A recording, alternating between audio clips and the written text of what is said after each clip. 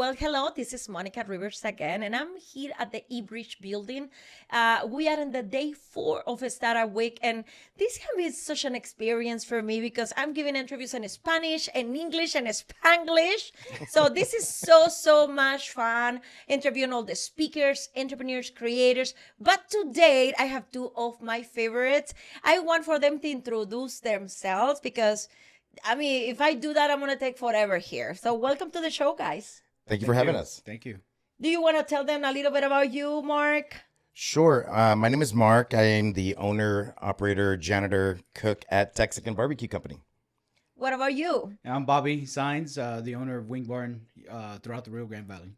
So what about if you tell us something about yourself? Whatever you want people to know about you.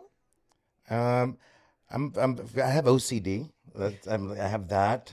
Very, very meticulous about how we make our sandwiches and make our food. I think that's kind of what has set us apart. But a little bit about me ends up being on the plate of that, of what we're serving. So my OCD goes a little crazy. If you see the pictures on Instagram, your food really does look like that when you receive it because I have that situation.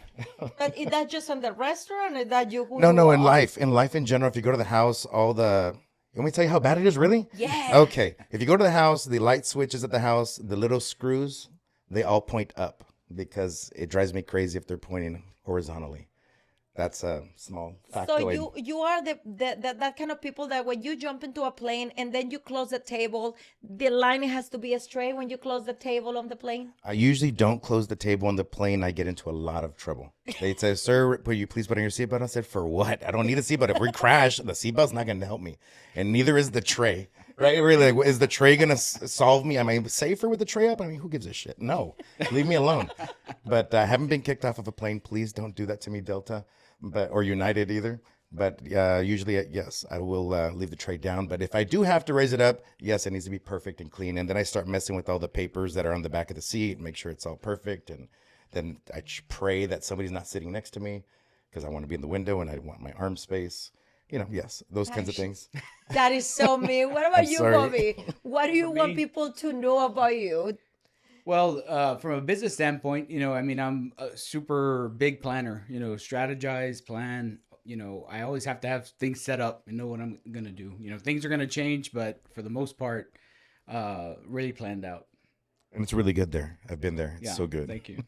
My son love, the dino ribs. Yes, thank you. I was telling him, my son consumes twice a week. Now we have to We pay. appreciate that. Your son's And helping the then kids go through every college. week. Yeah. So I have a lot of story in my credit cards with your names, guys. Thank you. Thank you. Thank you.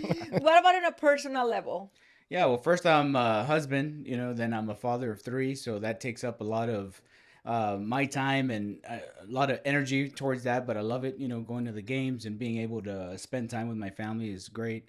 Then being a business owner is awesome. It could be good and it could be bad, right? But for the most part, I really don't take it for granted. I appreciate it, and I'm happy that the community around us supports us, so that I can continue to do what I do. So that's. How old are your kids?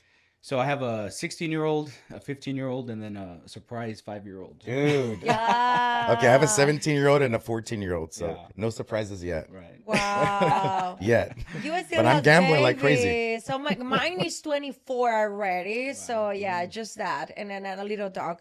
So What kind of dog? it's Schnauzer, but it's half human and half dog. Yes. Yeah, she should become my daughter.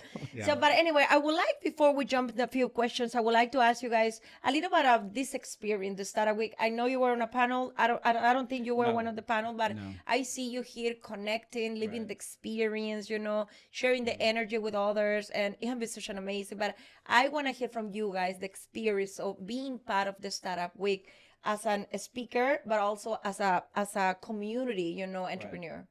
Yeah, for me, my first time to Startup Week, it's amazing. If you haven't been out here, you have to come and check it out. If you're an aspiring entrepreneur or a business owner in general, the amount of contacts, the amount of knowledge that you can learn is off the charts. So don't be afraid or timid to come out here. And even if you don't know anybody, everybody's open to a conversation, and that's the culture here. is very open, and you can definitely learn a lot. So that's been my experience so far, and definitely I'll be here next year, and I think I'm going to be on a panel next year, so that'd be Besides pretty experience or beyond experience, I mean, I don't want to put you on a spot, but right. any takeaway from the speaker for any session? Yeah, it's I mean, I think you can learn from all of them. There's always something that and as an entrepreneur, you always have to be learning. You don't know it all. Things are always changing. So you have to just always, I always say, is put yourself out there, because if you don't, you're never going to learn, what's happening, what's challenges in other businesses that you can take into your business, or you can learn that, hey, I'm not the only one dealing with that type of stuff, and just always learning, right? So this week has been a huge learning experience, and a lot of connections that can possibly come into my business with aspiring business or on the pitch. There was a couple of businesses that could possibly be working with Wing Barn, right? So it was interesting to see that, and I look forward to possibly working with some of those companies. Oh yeah. And I just that, Bobby, I believe like me as an entrepreneur is just this kind of life can feel like a very lonely, Right. And when you are in an environment like this and you say, oh gosh, he's going through the same thing I'm going through, Right. oh, that happened to me and this is the way I solve it. For sure. Besides crying all I night. felt like that right now on the panel when I was talking about how long it took for permits, and everybody was like, "Yeah, it took a long time for permits." Like, really, y'all too? Yeah, yeah, Except yeah. for one, she said that she had a great time, but everybody else said that it was terrible. But yes, I was happy to see that I wasn't the only one that went through that. So what about I you? like to know How that have been everybody's suffering too. your experience here? My experience has been phenomenal. Bobby's right. You walk in, everybody's really inviting. Everybody says hi, how you doing? Who you here to see? No, you can't come in. No, I'm joking. They let me in, but everybody was really cool. And then you get to hear these experiences of other people that are going through the start of a business. I got to hear right now when I walked in before our panel, I was listening to the Puro Cafe, right? Puro Cafe, Puro Brownsville. So I'm hearing some of the stories behind Oro Verde and Graham's Coffee Shop, which I've been his fan since day one. And the matcha, same thing. And I didn't know, or really didn't really, I guess, put into context that the matcha business was continuing to grow and expanding, and it was going to be consistent. I thought it was going to be a fad, but it has not gone away. It's here to stay.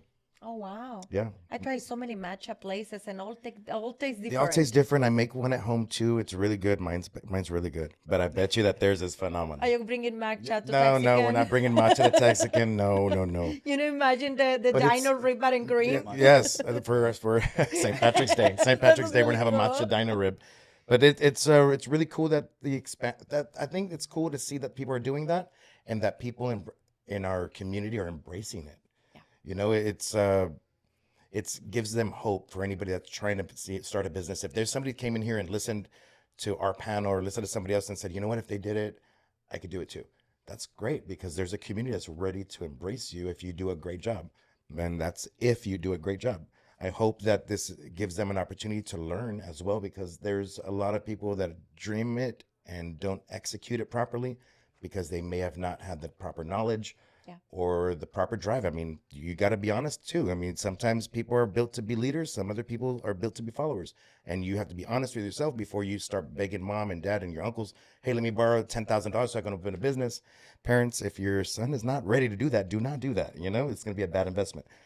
Places like this give them an opportunity to get the knowledge they need prior to making that investment, and pretty much guarantee their success, because there's a community of people willing to help. You can ask Bobby, like, hey, how did you do all these locations? Like, I'm going to ask him after this. I was like, how'd you do that? Because I want to be next to you now. So, and he's willing to tell me, right? And then you hear Origo Works was here, right? They own a bunch of plazas, and you see that they've kind of done like a cookie cutter where if Calacas is in one of them, Calacas is in all of them. So there's a reason that's successful. So do you see restaurants that are following that company, and that's probably because they're doing the research prior to building the plaza and can guarantee traffic. Because the last thing these companies want are restaurants or businesses in their plazas that don't survive. They want to guarantee that they're making the money. So they're making investments. I think people is confusing the networking part, and you see people all over the place, right? Like you see a person on the event, like they are everywhere, and you say, maybe they are really winning, right? They have the time to go and beat all these networking events, but the reality is not about being it's very important to be out there. I think that is the key. But where you are and with whom is the important part. You have to strategize, like where and with whom. And I think Startup Week is the place to be for an entrepreneurship. Collaboration is the new currency, Yes. and this is the one currency you want to live in. I just met a guy that's doing AI. So he's doing phone calls. Somebody calls the restaurant, and then you have AI answering the phone call and taking the whole order, and then sending the link for them to pay on their phone. We're talking right now that they're launching that here in Brownsville to see if it's going to work. So that's really That is exciting news. awesome. And right away, me being the guy that I am, I said, well, I like my humans because humans are able to upsell and offer them more. He says, oh no, we teach the AI agent to do that too, to whatever you want. I said, really? I said, okay, now I'm interested. The Let me bots see. or something like that, Yeah. right? Like you are teaching that you Teach them create the how avatar. to be like you. Yeah. This is incredible. You never know. I might have an AI agent that's another little text Yeah, on there. I know. I talked to him too, so it sounds interesting. And, Yeah, and it's for pretty sure. cool, right? I love the generation, like people like us. I'm not saying we're not, we're full of wisdom and knowledge. Yes. Hold on. But- You say us. I just speak by you, not for me. But the reality is this new generation, that all these Gen Zs with all these AIs and resources, we really need to listen to them. Because we have a lot of experience, but they have the new ways to do things. And they are Yes. easy, they are more practical, and they're less complicated. I remember we used to do everything by hand. I don't know you, and I used to have 12 franchises and cell phones, and we just do the register, and at the end of the day, write notes. So I assume that now you are using like a POS and things like that. But before, it used to be everything by hand. Yeah. I remember swiping credit cards with the little machine because machine, my dad had a business when I was a kid, which is the one that I took over as an adult. And we used to swipe credit cards like that. I can't imagine doing that again. And I know probably people listening to this are wondering, what in the hell is he talking about? But there was a credit card machine that you put the credit card down and then put the copy paper on it and you swipe it and it just made an imprint of the card. And then you keep your fingers crossed and go to the bank and hope this is worth money because there was no way to check it, right? Yeah. And then everybody used to pay in check also. I had an employee. Oh my God. Well, I had an employee pay with a check 2 days ago for our beer delivery. And he said, hey, I don't know how to fill out a check. I said, are you freaking kidding me? He says, I've never used a check in my life. I said, you're 32 years old. How the hell you never have a check? I've never paid with a check in my life. Hey, la cagó. La cagó. Because he said, the beer people were calling me like, hey, sorry, can I say that? I don't know. Too bad. La cagó. He called me and sent me a picture and he wrote the amount of the check on the name where it's supposed to say Glacier. I was like, chingao. But that happens. Oh, it's evolving. It's evolving. It's insane. Like It's another generation. They I don't want to know make sure I this. stay quiet and listen to everybody before I say something, even when I answer a message. But let's stick to this agenda. Okay, for you, Bobby, what challenge or defining moment that shaped who you are today? Oh man, there's a bunch. I think, growing up, I've always wanted to be an entrepreneur. Seeing my grandfather has a 4th grade education, so I saw that happening, and my dad was the first college graduate, and so I had that in mind, like I had to go to school, but I always knew I wanted to be my own boss and do something. I just didn't know exactly what that was. So growing up, with having that goal, I got into work for bigger companies, right? Retail jobs, and learning how to run a business and be in charge of people and handle inventory and the whole thing about running a business, but on someone else's dime. So if I make a mistake, hey, I learned and it's not my money, but I'm trying to do the best I can. And then it just sort of had to take the risk. I said, hey, I think I'm ready. I'm going to do it. And you never know. It's never a perfect moment. You just have to jump in and start swimming. And that's what I did. And I think so in 2010, that was the risk I took, right? The time I jumped into the water, and and since then I've never looked back. You find a way, you make it happen, and there's challenges every single day. But somehow, some way, you win. Find a way to win, and I that's love what that. you do. Thank you for sharing that. Yeah. That is huge already. Right. You reminded me that I worked for a jewelry store, and that same thing. It was retail, and I also worked for the Radisson. I don't know if anybody that's old enough to remember where the Radisson is. It's where it's Isla Grande now, right? But it used to be called the Radisson. So I worked there in that restaurant and in that bar when I was 18 years old.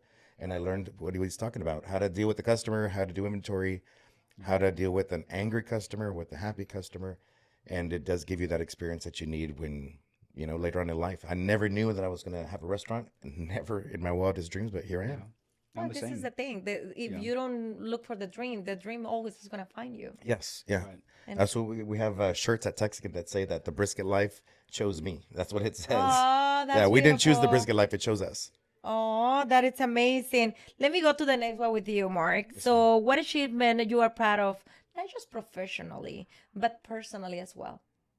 I have one baby mama, so that's definitely an achievement that I'm happy about. I don't know how that why is is why is sound. your What do you staff think, laughing? I mommy? don't know why is the staff laughing about this? And that's currently have one baby mama. We're working on another one, but anyway, the my achievements. I think one of the not professionally. I my children I think are going to be my greatest achievement, and I'm still working on them. It's not a finished. It's a process, right? I told you that one of them's 17, the other one's 14. I'm divorced, so the challenge of raising kids in separate households is always going to be there. But Yeah. I'm blessed that I don't have to worry about my kids sneaking out. At least I hope not. I need to check the cameras, but I don't have to worry about my kids sneaking out of the house and doing donuts in the cars and doing the stuff, the stupid shit that I did when I was their age. They don't do it. So I'm blessed that I was able to raise them in a way where they were better men than I was at that age. That is you. It's a blessing. Always on the parents, right? The mom, dad. I'm always say, right, I want to make sure, and that I say when my son was a baby, I would say, if I'm gonna have just one child, I want to make sure that when he look at me in front of people, he say, that's my mom. I want to make sure that my son say that that's my mommy. And we're gonna create that wow for them. Right. I think that is our job as a parent. Somebody asked me a few days ago, say, Monica, do you think that our children are our purpose? I said no, but definitely for certain periods of time they are our why. Yes. And we need to make sure we move with that on mind. And then when they grow up, when they leave, when they get married, and then we can focus and really live a life of significance with all the experience we had in life. Yeah, For sure. So yeah, It's a definitely. legacy. You build a legacy for your kids with your business. We're doing the same thing, and it is definitely important. Yes. But nobody's. My kids are not happy like the way yours are though. If they hear at the kids at their school, they say, "Oh my God, your dad's the owner of Texican," and they're like, "No, no, But that's no." And they're Yeah. like, "Tell your dad to bring his brisket sandwich." No, that's not my dad. And my kids don't even like to be on my Instagram. I try to use them as our Yeah. videos. They do not want to be on it. They say that their friends are start talking to them and bullying them. I was like, "No one's bullying you." So they're happy to see you on the Instagram, on the videos, on the reels, but no, they're not. They're not And that into was it. exactly what I wanted to ask you guys because, well, I've been an entrepreneur all my life. I knew it since I was very little, since I was 8 years old. And I remember reading a book about leadership. It said, look, it was a leadership book, but what I understood, leadership means you tell people what to do. And that's when I realized I'm a leader. So, and I become an entrepreneur. So my son, he has been seeing me all the time as an entrepreneur too. So, but again, I guess they get so used to see you because he thought, Mommy, I'm going to make sure don't say that you're my mom. You are the boss, and I don't know if you guys lead with that too, right? Like it seems like they don't really want to carry our legacy of our businesses. They want to do something else. And I 100%. keep it open. Like I don't put that pressure on them. I want them to do what they want, but I do expect a lot, right? So I want them to be better than me, right? And I think that's how at least I try to raise my family. But I think, we all try to give them the great foundation. And there's no reason why they can't because, of what we've been able to provide. Absolutely. Do your kids work at your restaurant? No, they don't. No, they're just into sports. So it's just a lot of time on their part, and Mine too. Mine are into sports as well, but they'll work on Saturdays. yeah. So the that's 17-year-old was beautiful. working on Saturdays, and man, my 14-year-old's gonna be so mad. But my 14-year-old started working on Saturday because he got a girlfriend, and then he was asking me for money, like, "Hey, Dad, give me $20 or $40 to go to the movies." Like, "Oh yeah, she's your girlfriend or my girlfriend?" So who's Yeah, going yeah, out with yeah. her? I said, "Then you need to get your money, man. Come on." So my 14-year-old now started Yeah. working for us. Guys, how do you hope your work or your story impact others? Who do you want to go first? Paper, wanna rock, go? scissors.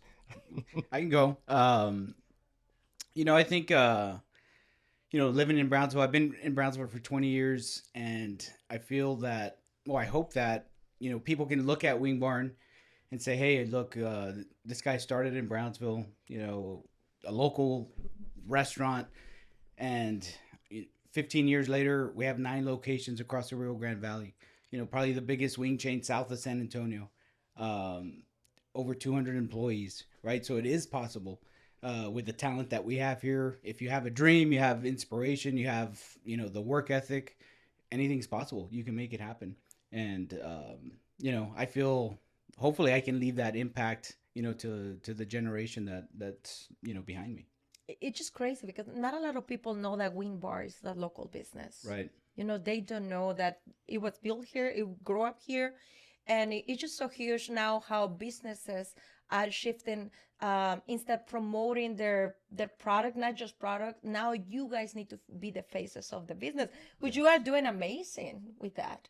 I think you we were talking yesterday. You started recording some videos. You were Marc sharing with that. I mean, at another level, you've been doing that since 7 years. Yeah. So for 7 years. And now we're getting into it. Where I'm trying to be more of the face and letting our story be told, because, like you said, I mean, I think a lot of people don't know that Wing Barn is not a franchise. I mean, we created the brand, we created the logo, the colors, the menu. I mean, everything about it is the ideas of myself and my team.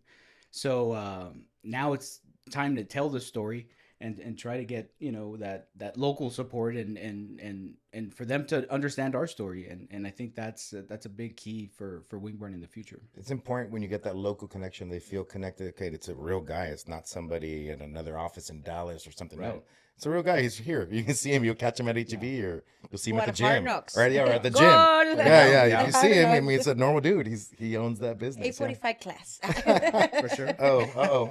No, this is the beauty. Look, like you have something he doesn't have, you have something he doesn't have, and you guys together can build better. Something like that, right? Like you are doing something incredible with your brand. Like you build your brand with your own image, which is pretty cool, right? When I think about Texican, we see you, and you have the blueprint to expand, to build franchises, and Studio X can help you to share the message. You never know. There could be a Texican born in the future. What about you? How do you think now you are making an impact, both of you guys, but what about short term, like long term?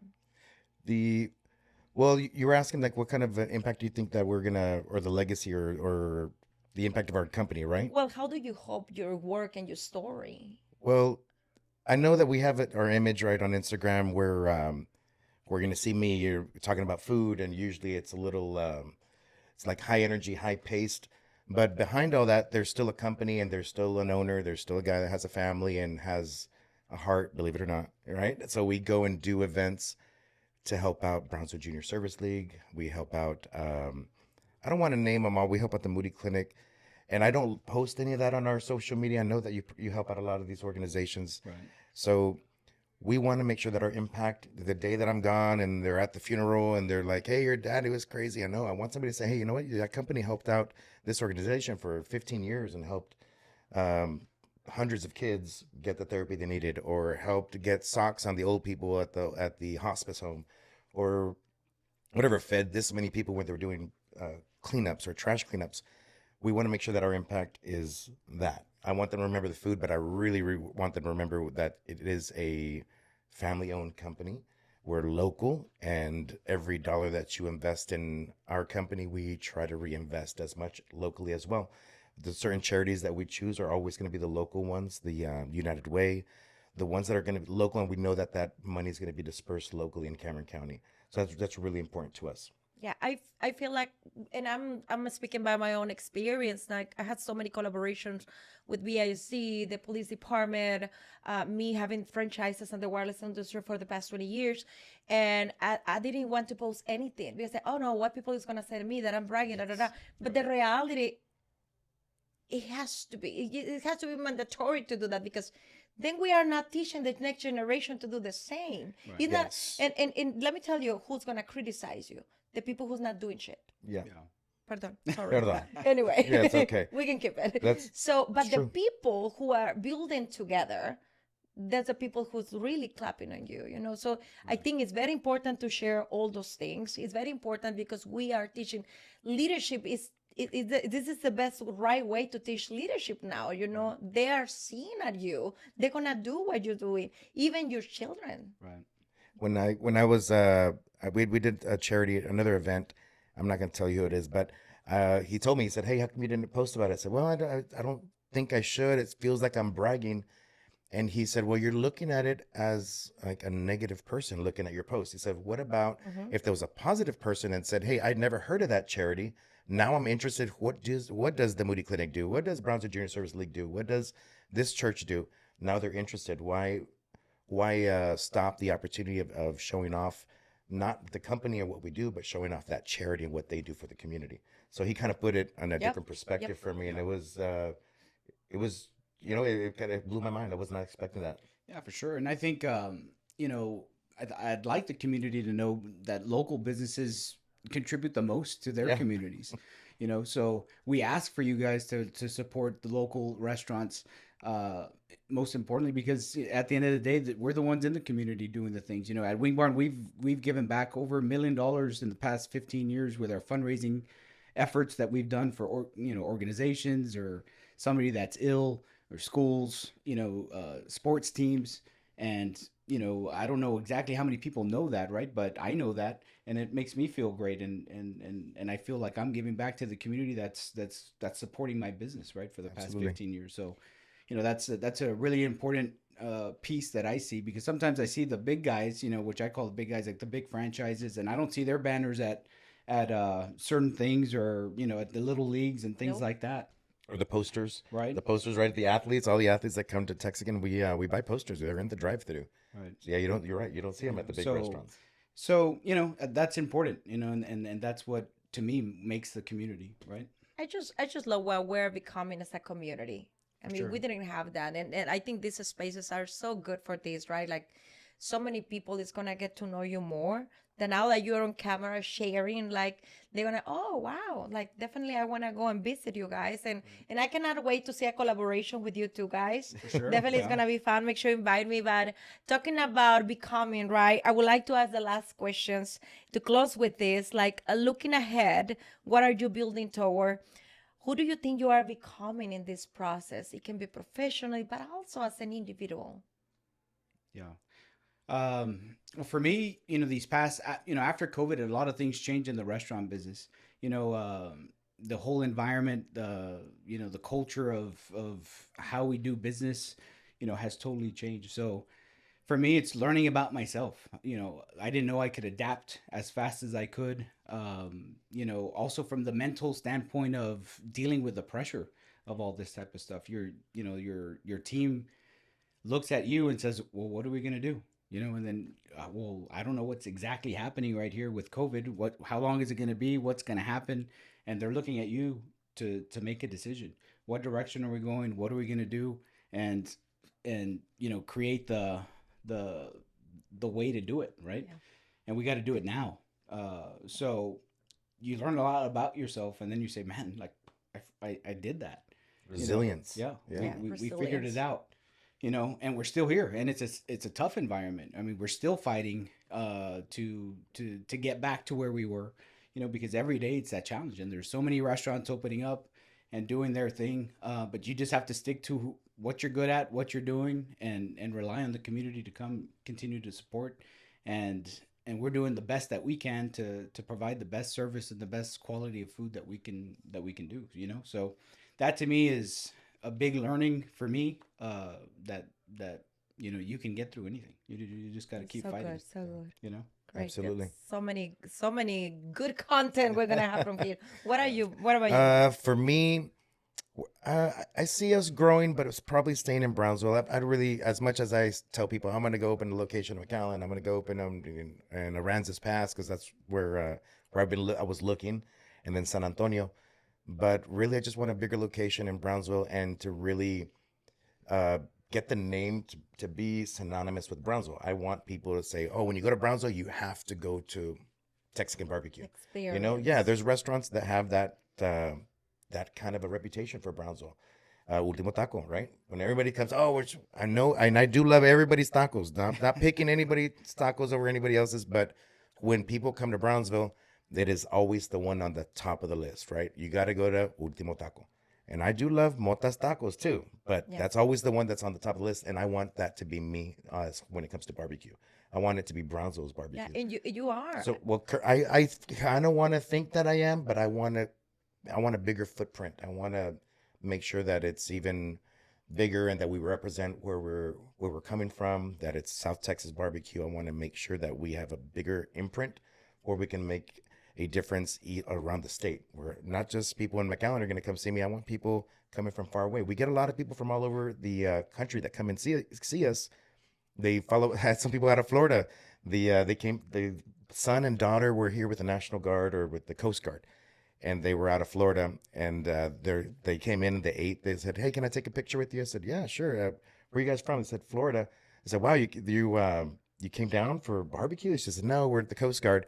She said, "But I got to send this picture because my dad follows you on TikTok and on Instagram. And he told me, when you get there, you better go eat at this place." I said, "Okay, cool." 2 weeks later, the dad was in town and we took a picture together. So it was cool that we're able to make that impact to somebody in Florida. And we have multiple instances that's happened, but I would definitely want to make it even bigger. I want to make sure that Brownsville, Texican were synonymous with South Texas barbecue. Definitely, you're there. We just We're need to trying. maintain it. That's the hard part, right? The idea is not to build a business, how to stay here. So definitely a lot of takeaways for me is taking action. You say it doesn't matter if you are not ready. Speed and courage, is the best way to maintain a business here. And it has been such an honor to talk to you guys. Yes. Thank you for having us. It was great. Yeah, it's a lot of good golden nuggets you're gonna have here, and this is gonna be released maybe in 2 weeks. So looking forward to watch this right completely the way it's gonna be. And Mother's Day. And Mother's Day. There you go, Mother's Day, Dia de las Madres, right? This is gonna be the gift for the mothers of Brownsville. Please follow us on Instagram, TikTok. Yeah, no, and the note. I remember I remember you in Paredes when you were there in 2019, 2000, before COVID hit. I used to go and buy plates there. Yes, we were at the Broken Sprocket. And then after that, we went to Trails End Saloon and then off the expressway. Who could know? 6-7 years we're here. Yeah. It's that's a long story. I don't think you want to hear, but sometimes you make a partnership and you're I don't know. I felt like we had grown that brand so much there at the Broken Sprocket, and it's a different owner now, but we had grown that brand where I felt that we were the draw, why people were actually going, because you're talking 2019. People go there now, right? And it's a place that's similar to mine that has no parking or has parking issues, but people were going because we were there. And then when I talked about it there on the panel, they wanted us to re-sign our contract, and on the contract they said, "No, but you have to open Sundays." And I said, "No, I will not open Sundays. That's the day I go to church. That's the day I spend." Remember I told you I'm divorced? Right. It's like, that's the time I go with my kids. I said, absolutely not. So sometimes you're put into a situation where you're forced to make a decision, right? Yeah. That was going to sign that contract and say, all right, maybe I'm not going to go to church. Maybe I'm not going to see my kids, or I'm just going to say no, and I'm going to move on down the road. So that's what we did. It was during COVID as well. We were just barely opening up, right? People could come out. I think it was when they started allowing outdoor seating. So we opened up at Trails End Saloon down the street. It was fantastic, but sometimes you have to be realistic too when you do something to help somebody out. Don't be greedy if you see them be successful. Instead of trying to take more, applaud them. Yeah. So they kind of felt that they had the upper hand and said, "Hey, well, if you don't sign this, work on Sundays, you're not going to be able to operate." Well, guess what? I'm going to operate. I'm going to figure out a way to do it. So I did move to Trails End Saloon. Then they did the same thing. 8 months later, they said, "Well, we want you to now bring in music," because I brought in music, and I always have, on my own dime, because I want live music at Texican. It's part of my ambiance. You guys have live music too, right? Right. So that's our thing. So now that they were saying no, now we require you to have it on the contract. Then I didn't like it. I said, you know what? Forget it. Now I'm moving to the expressway. So as scared as I was to move from the Broken Sprocket, I saw that we were successful at Trails End Saloon, and so I was real scared to move to the expressway. But here we are. Yeah, wow, that's a lot, definitely. Well, guys, thank you so much again. Thank you. Yeah, you're welcome. No problem. Thank you for having us. Thank you, and I hope to have you soon in a Studio X. Yeah, for sure. Absolutely. Got to try it out for sure. Well, this is all for today.